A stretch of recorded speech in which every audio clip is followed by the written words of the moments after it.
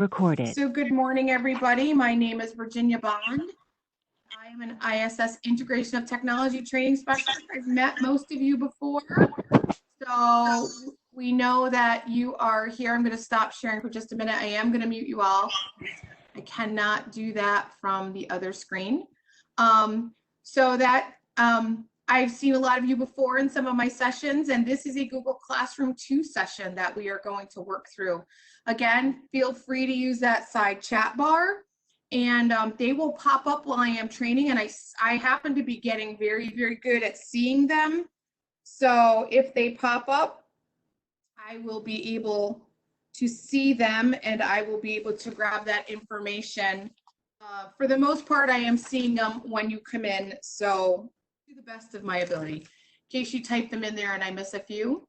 So I provided a doc in here, but for the most part, I will come back and refer to this, but I typically just like to train. I just kind of go straight forward and then I come back and check this. So I am going to pin this on the side. So in case you've never pinned a tab, you right click on it and you pin. That makes it very small. It also makes it so that I cannot throw it out. So the first thing I'm going to do is go to Classroom. So we're going to start right off the bat, and I'm going to walk you. I'm going to get to Classroom, and then I'm going to walk you through the folder that I have created for you. So in here, there's a Google Classroom 2. The link is in the sidebar. If you don't see the link to the folder and you only have the link to the documentation, the link for the folder is all the way at the bottom. So that's a good place to go get it. I wanted to give you a few ideas what is in here.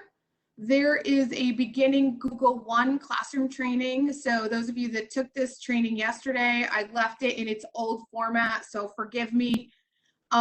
There may be some differences. I didn't update it totally, but it's still the same basic structure. If I think about it, I'll move the right stuff in there afterwards if I can remember.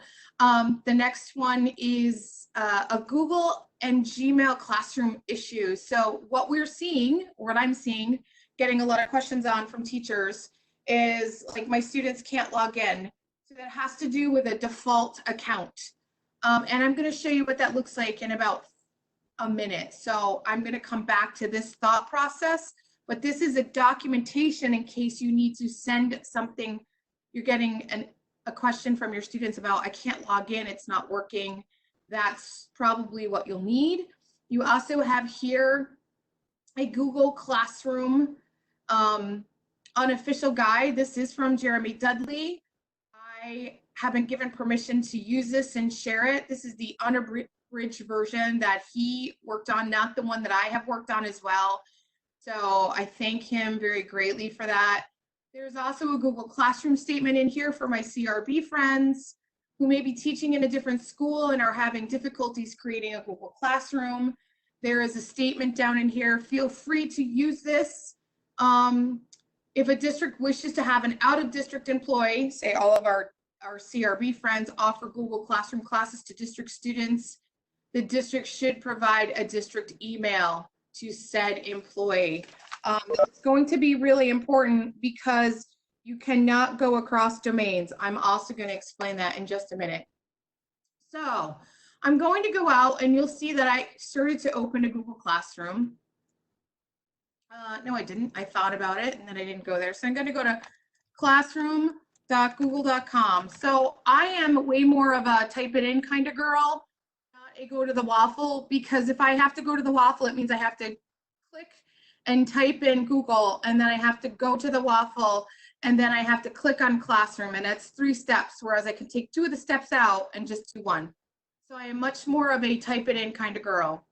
So I typed in classroom.google.com, and it took me to my default account. My default account in Google is this. This is my personal Gmail account that I use all the time to train out of. So those of you that have taken a couple sessions with me, you understand that. So your default account will override any other Google work you try to do. If I tried to be in this account and set up an SRK-12, so this was a class that I was trying to set up with Salmon River, it will not work. You cannot do that.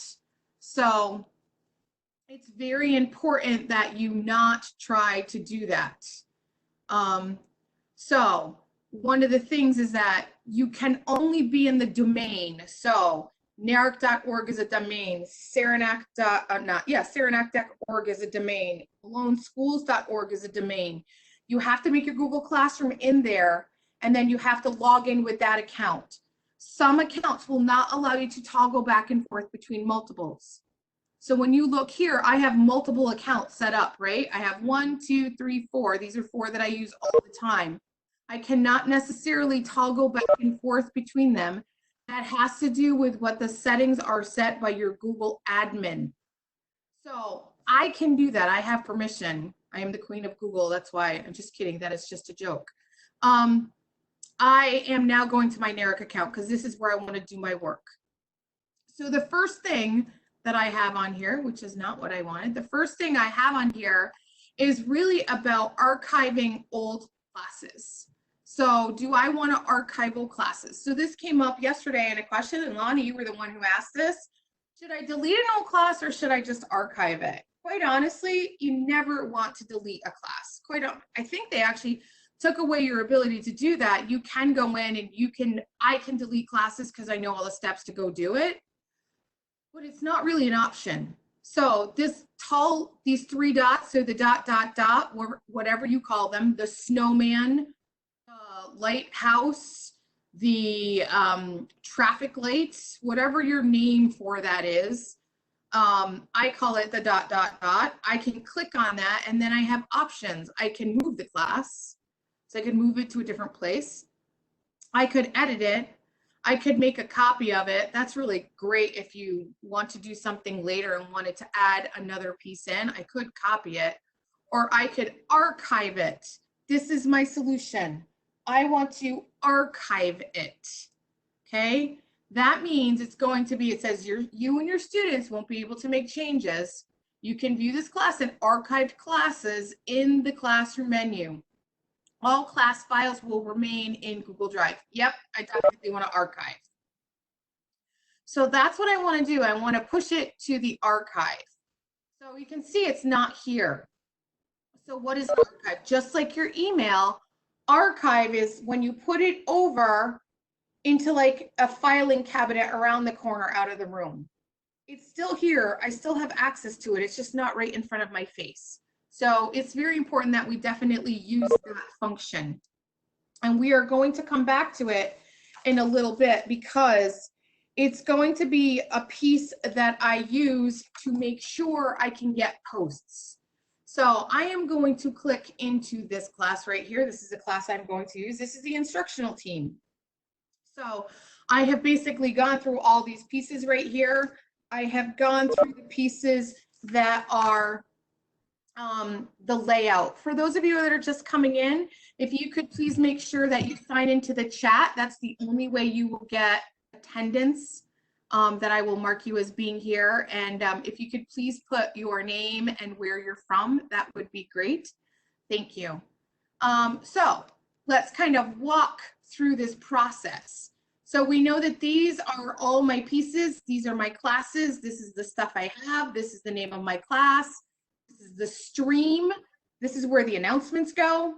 This is the classwork. This is where my classwork goes. This is people. These are the people that I've invited to my class. And these are my grades. I'm not that worried about that right now. That is not my biggest yank, what I like to say to people. And this is my settings. So when we talk about this, the settings, this setting wheel is for this page only. This page only. It only makes changes with this first period instructional team. These settings over here are my personal preferences for how I wish to get information back from the classrooms. And that's really important because one of those pieces that comes with that is that we want to make sure that we are getting the latest and greatest, best information right in our classrooms. And when we're doing this, I can decide that I don't want email notifications. If I was a teacher teaching 7 or 8 classes, I would not want to have all of that information. I had some people come in and unmute themselves. If you could please make sure you've muted yourselves, otherwise we get a lot of background noise. Thank you. Okay, so as we walk through here, I can go through and I can turn things on and I can turn things off. And I'm going to leave everything on right now. If I happen to be in Silver 8 classes, I may want to turn them off because it may be too much information coming at me. I may only want email summaries. I may not want everything. So that becomes a personal preference. So in here in the stream, when I look at the stream, typically this is what I see when I come into streams. I see a lot of information in them. I see things like new assignments posted. I see my announcements that I've put in, lots of stuff. This is too much information for me personally. And quite honestly, for your students is also too much information. These little purple widgets right here, these are what's in your classwork. They are the same thing. So I'm very much a person of, I want my stream in my stream and I want my classwork in my classwork. That's the only two. I don't want anything else. I don't want them meshing into each other because it becomes too much information. It's not easy to filter through. So what I do is I go into those settings, and I'm going to show you the class settings are over here next to your waffle. I come down into the general settings, and I'm going to change them to hide notifications. Now this is on classwork on the stream. I am going to hide the notifications. I do not want to see my classwork notifications on my stream, just not anything I want. It's too much stuff in there. So as soon as I do that, I can come back out in here and you see that my stream is much neater now, right? I can only see my stuff in there. I like that much better. Let's go back up in there because there's a piece in here that's valuable. So on the stream, I have 3 options. Students can post and comment. That is the most open. So the students can do the most in there. They can post information and they can comment on other people's things. The next restrictive is students can only comment. So you rate the post, they can comment underneath it. The last one is only teachers can post or comment. That one is very restrictive. If you use that functionality, I do not have the ability to go in and put a question in under assignments for classwork. So let's show you what I mean. I'm going to save that so only teachers can post and comment. So when I come up into my classwork, one of the options in here is I can create a question. If I put a question in here and I've made it so only the teacher can post and comment, even with this checkbox, students cannot comment in here. They have no ability. So it's really important that I think the best level to leave this setting at is for students can only comment. Now, if you have a student that's poorly behaved, we will fix that in a little bit. So under here also is guardian summaries. So you can turn that off and you can turn it on. So I am going to add guardian summaries to all of my classes. That's what that says, and then I'm going to save it. So now I have done stream. So stream is where I put my announcements. Very quickly, I'm going to push a simple stream out today. So today is April 7th. Happy day, my friends. This is for my tech team that I work with, and I am going to add something from my Google Drive. So you can see that I can add from my Google Drive, which is really not what I want to do. I want to add a file. I'm going to go out and add a file. I'm going to select one from my device. You can see how simple this is, right? To just go out and I can browse what I have in here. So I may want to just grab one of these quotes. These are all fun. I'm going to just do that one. I'm going to tell it to post. So this is just like attaching anything. So I've put a really simple thing in there. That's just to be fun, nothing important. And I have the options down here. I can post this, I can schedule it, or I can save a draft. That's going to be important in a minute. It's an announcement. I'm doing it once a day. It would be way better if I actually wrote April and not a line. Yeah, okay, we could put that up here, right? April. My fingers get ahead of my brain, and I'm going to just post it. So it'll automatically go in, and I have it set so students can comment. So anybody comes in here, they have the ability to comment in here. So this is where announcements go. No place to put a graded anything or a timed anything. So I cannot say I'm going to put a due date on this. I can't do it. It doesn't exist in an announcement. I don't stand at the door of my classroom and say, hi, how are you? It's due today, right? I can't say, hi, this announcement is for today and today only. So that stream is for announcements. They'll stay here all the time. All right, so let's go to classwork. Let me check my little note here. Okay, the first thing we're going to do is we're going to post. Some people have already seen this. This will be a repeat for some of you. That's okay. We're going to create an assignment and we're going to post it to multiple classes at the same time. Because that's something we really, really need to do. So I am going to create an assignment. I'm going to create it for today, April 7. I am more of a 4.7.a because it's the first assignment of the day. And please watch the following video. Then down here, 1, I'm going to give directions. Watch the video. Respond in the Google form with your thoughts regarding the main topics. I'm going to say main takeaways 3 to this video. And we're going to move that over there. So I did 2 things in there. I put a space between my components, between my questions to make it a little easier for people to read. I'm going to add a video. So I'm going to go to YouTube. At this point, YouTube videos are the only ones you can link. Now, I have been able to link a video that sits in my Google Drive. It can happen. You can't go to like National Geographic and pull a video from National Geographic. You can give them a link.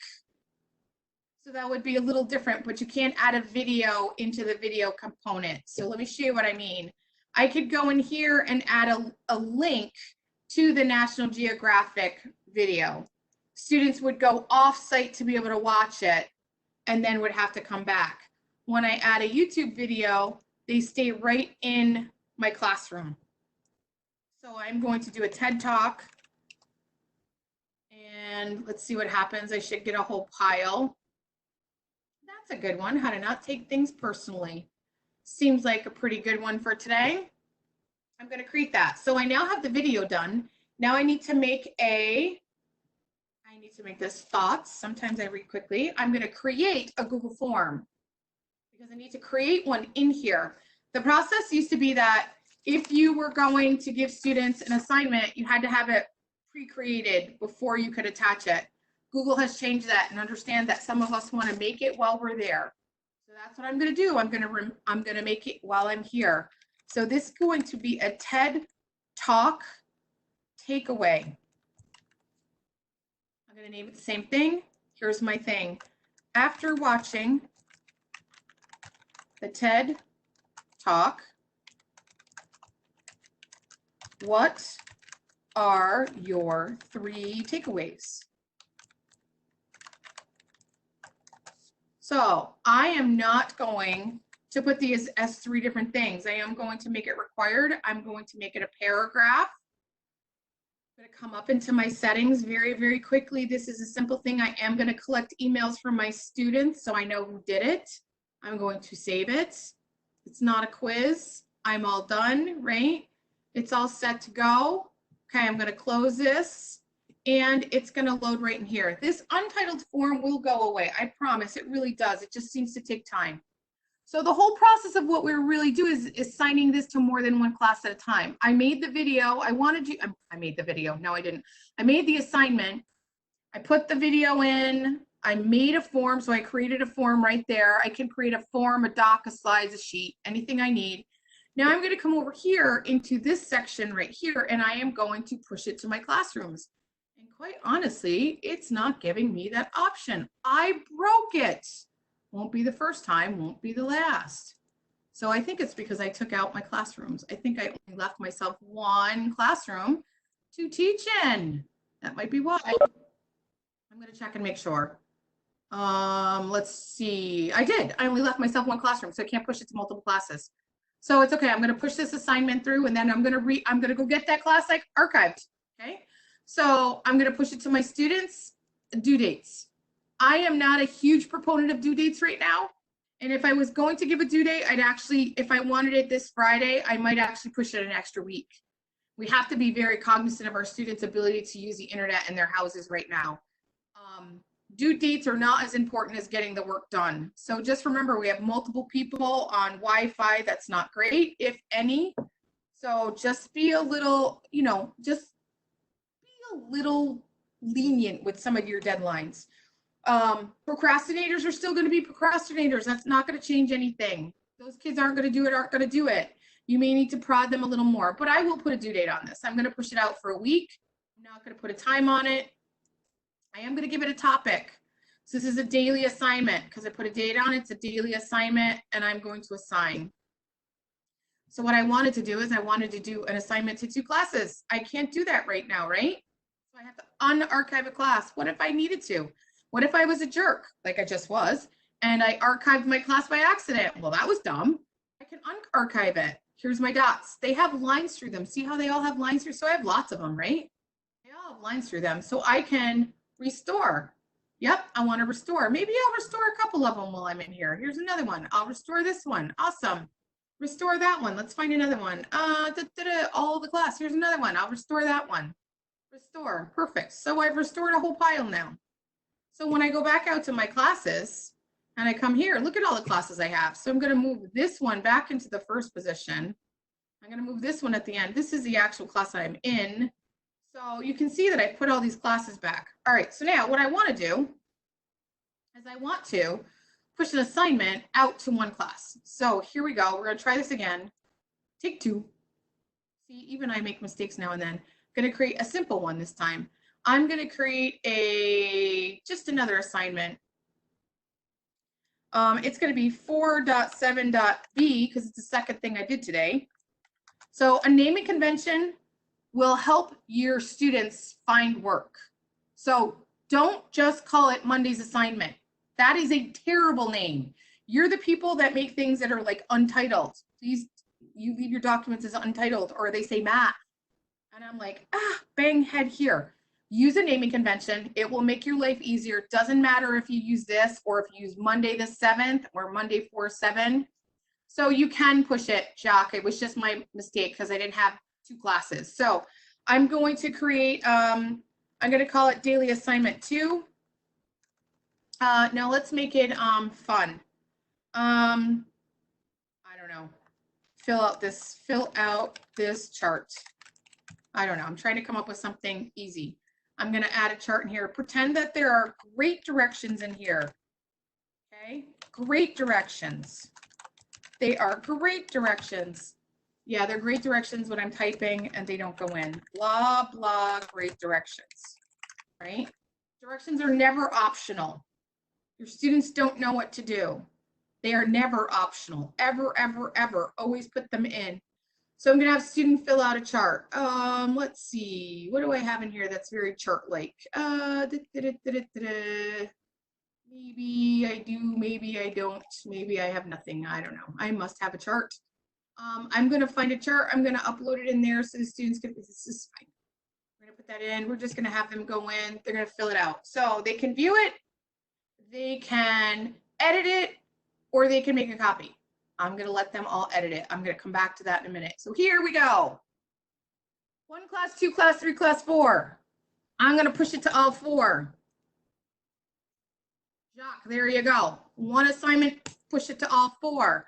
So if you are a CTE person, if you're a P-TECH person, if you do a daily journal with your students, don't make the assignment 4 times. Make the assignment once and push it to all 4 classes. Okay, that's what I'm going to do here. So all done.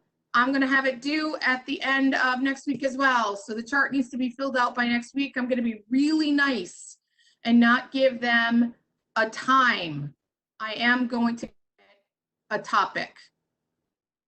So why are topics important? Number one, it really helps me save things in order. So I'm going to assign it. So it's now pushed out. All right, that's all set to go. So that was easy. I can assign to multiple classes at the same time. I'm like taking a long time because I have a lot of work in there. Okay, so next thing.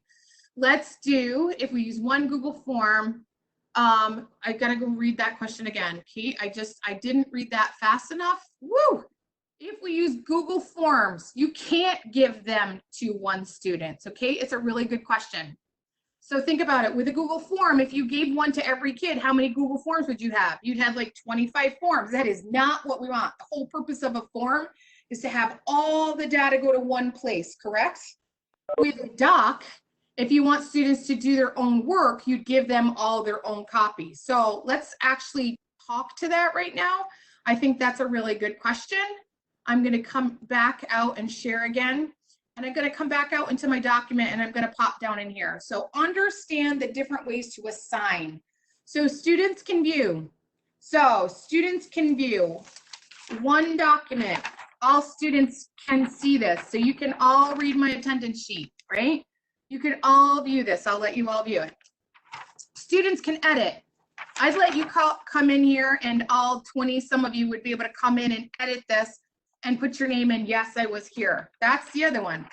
Make a copy for each student. I take this and I send 20 different copies off to each one of you. That's the difference. So there are times this helps as far as putting things in. So if I want all students to work on one copy, this would be it. I would do students work on one, students can edit. If I want to make a copy for each student, I make a copy and this sends it to each student's Google Classroom. With a form, I definitely don't want to do that because I want it all coming back to one content. All right, so let's go back. Does that all make sense? Everybody good with that? Yep, classroom, shake heads. I see your heads, so. Vertical shaking is what I need, not horizontal. Vertical shaking, yep, there we go. Perfect. Classes. All right, so let's go back out into my first period class. I'm going to take a sip. Next one. I am going to differentiate the lesson.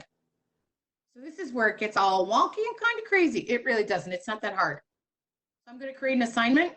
And I want to make something for just one set of my kids. So remember in this document right here, I have these asterisks. This is, I call this 1, 2, and 3. So I call this the 1 levels view, the 2 levels edit, the 3 levels make a copy for each. There's an invisible 2.5 right here. It's like magic. And I'm going to teach you the 2.5 method. Okay. Really, guys, I just made that up, but it works. Okay. So I'm going to make it, I am going to make, or I already have made, a assignment that I want to use with my students, and I want to push it to a different set of them. So the assignment that I have in here is this one right here called Resources for Research Purple. You notice I also have Resources for Research Pink. So let's go look at that. Let's say I want to edit it, and I want to see who it's to. So this pink slide right here, I made a template.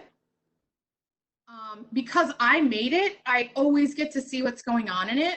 So I made a template and then I colored the first page pink. So this is what I want students to do. Excuse me. I want them to fill these pieces out and then I want them to go through and I want them to work on these other components in here. And you'll see that I'm asking certain things. No more than 10 words per slide, 2 or more appropriate words of each slide. Okay. Entire presentation. This should be pictures. I want pictures. Sometimes my brain goes faster than my fingers do on each slide. Entire presentation should have 3 videos total. So that's pretty lenient as far as options that they have. So what I did is when I made this assignment, I pushed it out to 3 students. So only 3 students in this classroom have that. But I made it so they can edit the file. So this one copy of Animals Pink was pushed to only 3 students. Perfect. So I'm going to save it. I really didn't make any changes. If I come back and I look at this one, which is purple, right? It's the same exact thing, but I assigned it to 2 students. So it's the same assignment, but because I allowed the students to edit it, they're collaborating in it. That's the 2.5 level.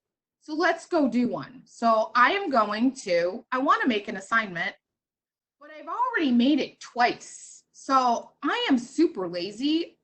I'm not, I'm extremely efficient. I'm just going to reuse this post right here. And I'm going to reuse that 31. So this one right here, the resources for research purple, and I'm going to reuse it and I'm going to pull it in. It's going to pull everything, including that research purple. You see, it's taking a little bit of time. It does take time to reuse. This post couldn't be copied. Well, whatever for. Let's try a new one. That's weird. I've never seen that happen to me. Won't be the first time, won't be the last. Okay, let's try pink. Let's reuse pink. Pink worked the other day. If they both don't work, maybe something's broken with Google. Won't be the first time, won't be the last. Oh, there it goes. Okay, so here it is. I have my pink, but I already have pink and I already have purples. This one's gonna have to be yellow. So what am I gonna have to do? They got a new copy of this. I gotta edit this file, right? I gotta go into this file and I gotta change a name. Because if you read it when it was coming through, and I skipped through it really quickly, it said makes a new copy of each attachment. So what I'm going to do is change the background on this right here to yellow. So why do I use different colors? First of all, what it does for me is it allows me to know that which one I'm working on with my students, that color slide. And when I tell students when they work on it, don't change the color of the first slide until you're all done, because what that allows me to do is I can see whose it is really quickly. So I made my change. It will be yellow. So I'm going to hit refresh because this should be yellow now. It does take a little bit of time, just so we know, like not all things. It's down here. It went into draft. I'm going to edit it. They have been taking a little bit of time. This, I promise you, will really turn yellow. The name turn yellow. That will turn yellow. So now what I'm going to do, it's going to go to first period class and I can give it to 2 students. So the trick here, I can assign to 2 students. I can schedule it to 2 students. If I went in here, I could click the down arrow, I could schedule. So the schedule is much like a draft. If I wanted to come in today and say, okay, this is due, I'm going to schedule this post for tomorrow morning at 8 o'clock. So it pushes out. That's a great thing to do. So those of you that are well prepared and can push things out on a Sunday night, you can actually push your whole week of content out and schedule it out, which is really nice. You cannot assign to multiple classes and schedule. So let me just explain that. You just can't, okay? So I can schedule this one. But I can take this. Let me go see the ones. The one that I scheduled to all kinds of people, it was a 4-6, right? 4-6, 4-7. I'm going to go look at another class. This one right here. I pushed a new classwork to them. Right here, 4-7, right? What if I come in here and I edit it? So this is the trick. I can't schedule this one, right? Once it's in here, everybody wants to do that. They're like, yeah, but I only want to push this one out. I can't assign to multiple classes and schedule. I have to either assign or schedule. So the hack or the workaround for that is I would reuse posts. So I would come in, I would reuse a post from another class that I already made if I needed to schedule things. It's very close to the same amount of work. It's just all set. So that's, let me say that one more time because that can get confusing. You can assign to multiple classes, but you cannot schedule to multiple classes.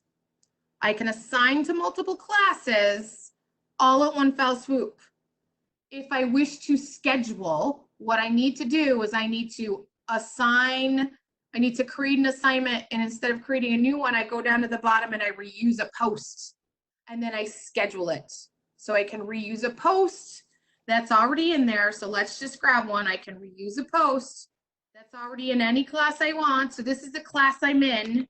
That's what this will show. This is going to show the class I'm currently in. I am in the process of breaking Google Classroom, in case you couldn't tell. It's starting to slow down. So you will get a gray arrow that pops up here. Once I click that button, it will push me back into all of the other classrooms that I possess. I'm going to go back out here. I really want to try that, but I also don't want to break it so you can't use it. Let me look, see where we are. So those topics that I've been assigning, and you'll see the topics that I have in my classroom. They are right here. I have a materials quiz, funny daily assignments, TED Talks, Google, YouTube journaling. So if you're an elementary teacher, it makes sense. You can do science, whatever. You can do reading, math, ELA, if you just want to have them in one classroom. If I was a content teacher, like a science teacher or a social studies teacher, I might have the unit with a colon and then the subtext with it. That would make life a little easier. One of the things I think is very valuable is to have a materials section. This is the one that I would never go without. If I was going to create anything in Google Classroom, I would have a materials section. So right here is a Google resource site. So you can see that I've attached 2 things to it. I can have lots of things in here. Here's my materials. I have a Google Classroom statement and a Google Classroom training in here. And then down also in there, I have contact hours. So I have the ability in here. This is my contact hours, bond contact hours. This is basically content that I have put into our section. So I can change it. So you see when I came in, it's just got this little bit of information on it, but I can put a picture in, right? I can add things in here. So I'm going to turn on something so that I can use it. I literally have broken my internet. There we go. I'm like, come back to mama. Ooh, you can't break stuff on me, right? Let's say I want to put a Bitmoji in here so people know who's talking to them, right? Woo, that would be me right there. So I put a Bitmoji in. We're all set to go. And so this also a statement in here that I want you to see that is important. Our NARIC instructional team, we were all doing our individual classroom hours before, our own virtual hours. We have now just gone to a shift. You will see it on my signature if you ever pop into it. I am going to put it at the bottom of the document today. We have gone to an 8 to 6 Monday through Friday virtual office hours. There will always be someone in the room. So if you have a question, or like I taught you something today and you're like, oh my God, I don't know how she did that, you can come into the room and somebody there will get in touch with me and try to get me there to help you. Just trying to do something that will make your life a little easier no matter where you are or what the problem may be. We just want to help. So you see that I made an edit to this. So I'm actually going to close this. I'm going to come back out to this window, right? And I'm going to close this one because I want to be able to see that it's right under there. And of course I can't close it. There. I'm going to close it. So I edit it. And now when I come back in here, this becomes an edited document. You can see you can see this changed automatically. And I'm not going out to try to find the folder in my Google Drive. And quite honestly, that is something you should never, ever, ever, ever, ever, ever do. I don't think I can say that enough. Don't decide that you are going to try to play God and go play in the Google Classrooms in here. Okay? People love to do this. They're like, I'm just going to go into my classroom and I'm going to go play in there and I'm going to move things around. Don't do that, because what you do when you do that is you break the mapping, you will break your Google Classroom. So if you need to make edits to things, make them directly from inside the classroom, not inside your Google Classroom folder. I am the queen if I want to move stuff around. I understand that. Trust me, I want my stuff where I want it. Trust Google and let them put the stuff where it belongs. because if you do, you could break the mapping. Once you break the mapping, the classroom becomes very hard to function with. So that's just a quick word of wisdom. So using topics to organize. So I think also in that material section, if you had a resource page, so let me just make one. So I'm going to create a material. I'm going to make it a resource page, right? And I'm just going to drop some stuff in it, you know, yada, yada, yada. Here we go, my yada, yada, yada. And I'm going to create a doc. So, and I'm just going to call it resources. So one of the things I also like about this is if you put a document up here in your materials section, so I'm going to make one called resources. My Lord, I cannot type today. For love nor money. And I make a resource document and I insert it here and I put a little table in because I'm a queen of the tables. I really like the tables. They keep my life simple.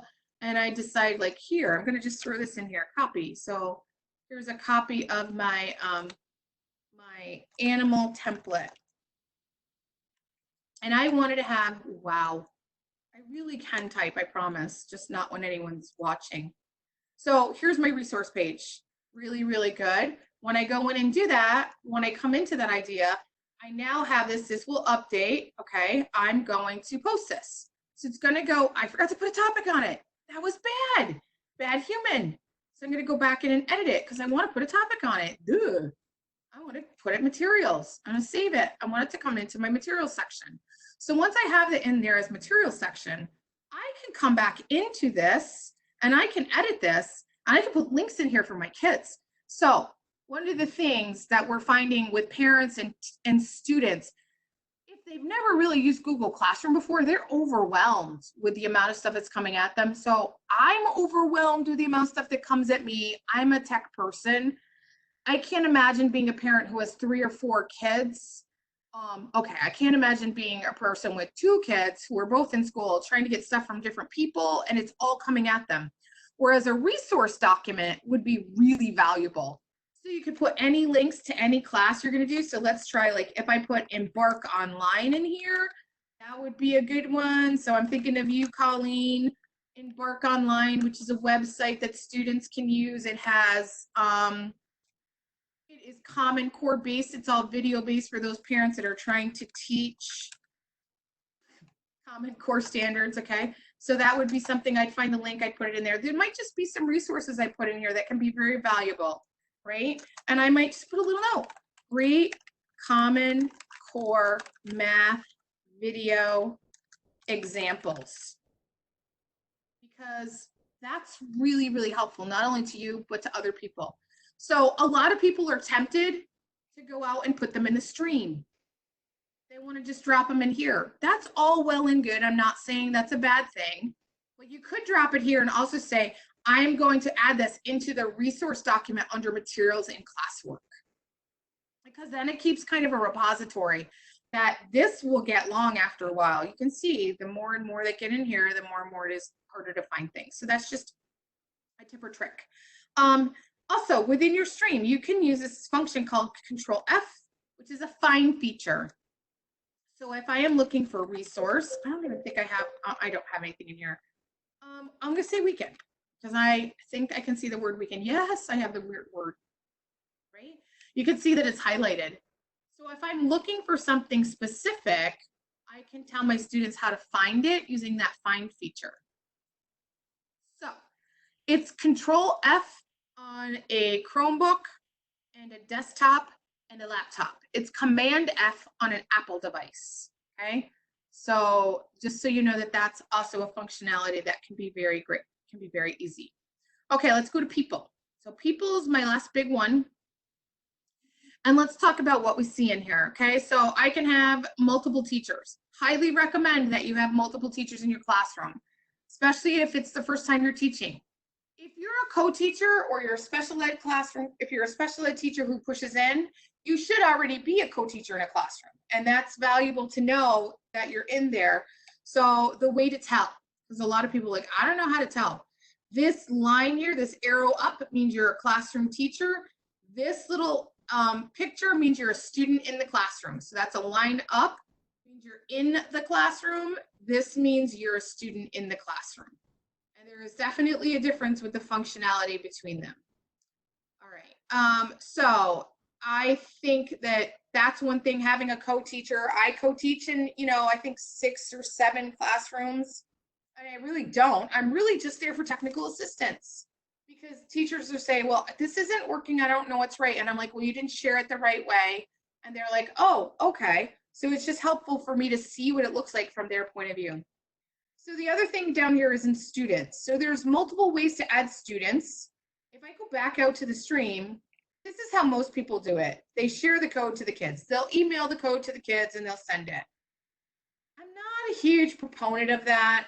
And I'll tell you why, because a lot of people do at the beginning of the year. Well, it's the kid's responsibility. Yeah, well, if it was me, I'd be the kid that says, oh, I'm sorry, I can't get it to work. And I'd be hanging on that forever. I just would not be doing that. So I would hand jam my kids in just like this, right? I would be putting them in. I would push people in like this. I would go in and I would just invite. I don't think I can invite myself to my own classroom. I absolutely cannot. I was pretty sure I can't. So I would invite my kids in. You start to type their names, they will populate. It's definitely worth it because they get an email automatically. So then we talk about actions. Once I click here, it selects all these boxes and I have multiple actions that I can give people. I can email them. So I can email them all. I can say, oh, I could remove a person. So if I wanted to unclick these, I'm going to just take poor Lauren out. She's not really on our team. I'm going to remove her, right? So I can remove people off a team. I can invite this way, can remove. My favorite one, I can mute. So if we open that up, this is what it says. Students can still submit work. Other students won't see it. They can't reply to students' work, and they can't comment and post. So this is for your little ladies and gentlemen that are not behaving well. So we have students behaving badly. We can mute them. We do not have to remove them. We don't have to change everyone else's privileges. We literally can just mute them. It's a really good functionality, and it allows us to really focus on the student where the issue is. To me, that would also constitute a conversation about the way to behave in a digital environment. We also can email all guardians. So you notice if this is enabled, so that becomes a bigger issue. At NARIC, it is enabled. It's ready to go. Most districts have this turned on. If you do not have it, 2 things to check. You come to your settings. You come over here and you make sure that this has been turned on. If that doesn't even exist, and that can be happening, you need to contact your Google admin domain person, whoever that may be. So at NARIC, it's turned on. We're good to go. At some other schools, Salmon has it turned on. I'm not sure about everyone else. It has to be turned on by the Google admin because that's a functionality that they have to allow people to do it. So if you wanted to do it, you would have a button here that says invite guardians, and you click on it and then you type in their email address. There's no other way to do it. Okay, you have to type in their email address to make it happen. And then they get a summary of what their students should be working on. Okay, so let me look. Lonnie, I'm going to come to your question in just a second. Differentiate, assign, schedule, and draft. So schedule and drafts, I think we saw that before when I'm in classwork, when we're in a schedule or draft. So this is scheduled for tomorrow. It's gray. If I have a draft in here, it's also gray. So schedules will automatically push through. Drafts, you have to come up and edit. So that's the difference between the two, scheduling and drafting. Adding co-teachers I've done, guardians I've done. I'm not going to go into grading. So what if you want to do a custom header? Okay, so I'm going to teach you this just because it's fun, and everybody should do a custom header just because they're awesome. So I've done them for quite a few people. I'm going to show you the process. It's really easy. For those of you who think you can't do it, trust me, you can. So this right here is the Google Classroom template header. It's going to be in the folder of what I shared with you. So it's simple. This is a white box. So I'm going to take my box right here. The directions are down below. I'm going to take a box. I'm going to fill it with a color with the color block here. I'm going to go with a nice blue. How pretty. And then I'm going to add a clip art. I can add any clip art. Please make sure the clip art you're adding is something that is appropriate and that it is a copyright. So there you go. I'm a legend in my own mind, right? So I'm going to save it. So I have to save this because I have to pull it down to my computer and download it. So I'm going to download, so file, download as a JPEG. Those directions are all in here, I promise. And I'm going to call it Bond Legend. So not a legend, that's just funny. And I come back out here to my classwork. Go back out to the stream because that's where I see it. This is the header I'm going to change. So I'm going to select a photo. I'm going to go to my desktop. I'm going to grab my Bond Legend.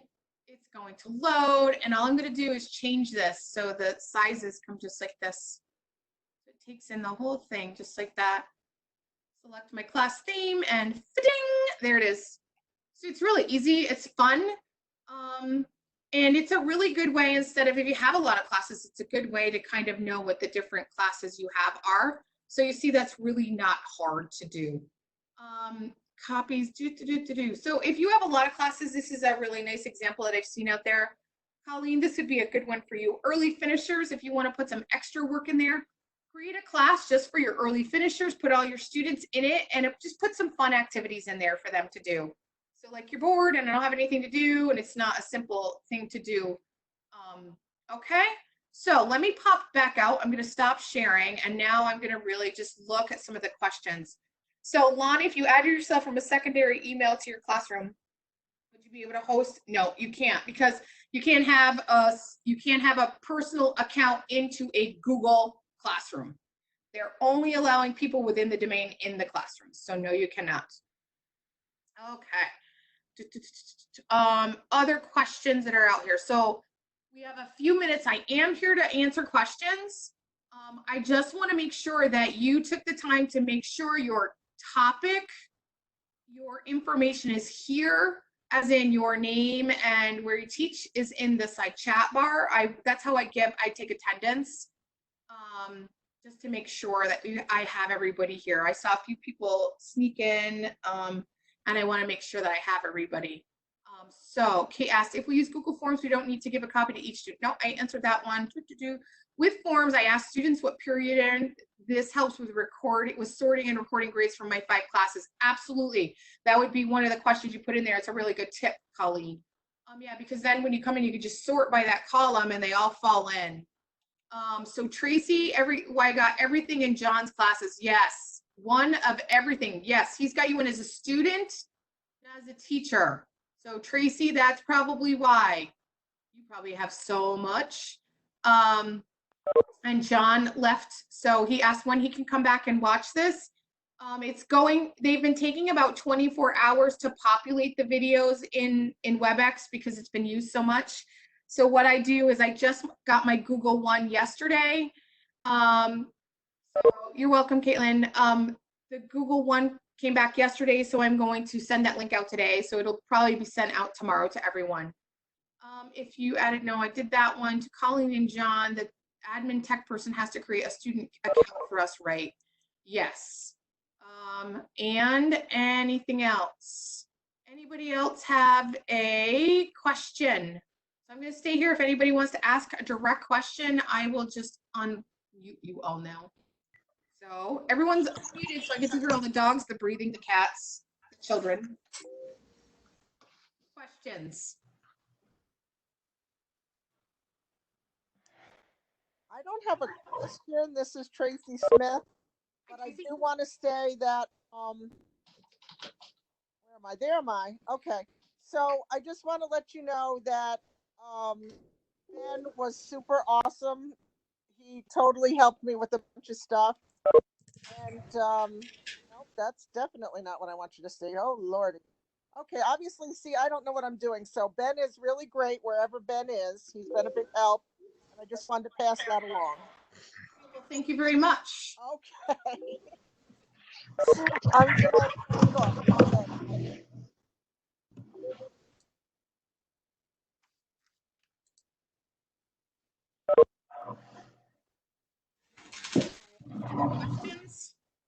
Virginia, when's the next time you're offering meeting number 3? I want to say it's the 14th, which makes it next week. Yeah, that's what I was wondering if that's the earliest one. 8 a.m. Wow. Office hours got moved to 9. So I have a 9 o'clock slot for an hour and then a 4 o'clock. So Same place. Haven't moved. I'll have to get up and be all bright-eyed and bushy-tailed. yes, please. Okay, anyone else? Any other questions?